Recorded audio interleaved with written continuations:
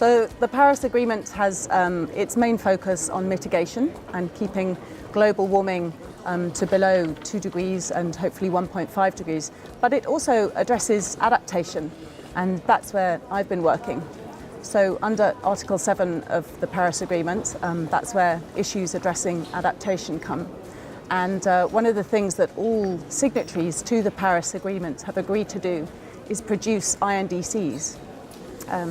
And these INDCs contain adaptation commitments as well as mitigation commitments. But I hear from a lot of countries about how they're not quite sure how to do adaptation. So my role as a research organisation representative is to try and bridge that gap between research and policy by helping provide information on what makes for good adaptation. And interestingly, in the INDCs submitted so far, I think some 68% of Paris signatories have committed to nature-based solutions to adaptation. So using nature to help cope with climate change impacts. And that number actually increases when you look at poor countries and increases even further when you look at the least developed countries.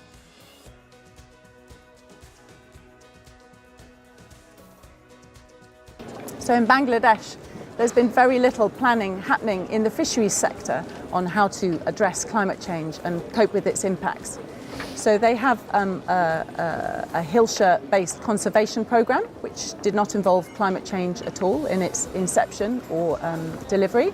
But we've shown that this very large government hillshire-based conservation program does in fact provide adaptive capacity improvements to local people. And we've been working with the Department of Fisheries and other government stakeholders to see how this hillshire-based conservation program can be adjusted to incorporate climate change impacts and address adaptation.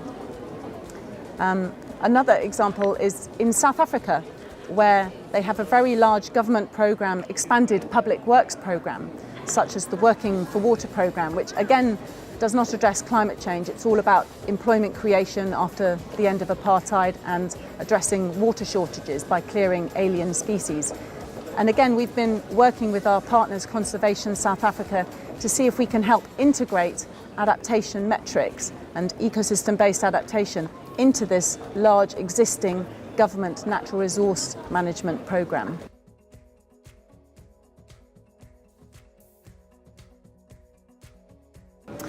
So I think at this stage we really need to move to implementation. And going back to the INDCs, a lot of them, as I've said, have really emphasised nature-based solutions to climate change in these documents. But it's not very clear on how they plan to do that. So I think for me the most important thing now is moving from these higher level aspirations down to implementation on the ground.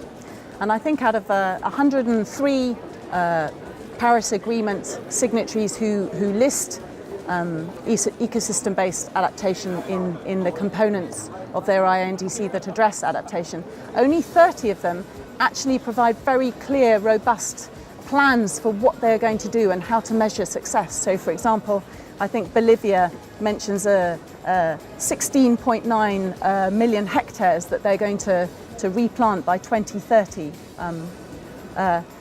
We need to have more precise targets in these INDCs and clearer ways on how to measure them and how to implement them. And I hope that my organisation, IIED, will be able to provide some support in that instance by linking the research on what makes for effective ecosystem-based adaptation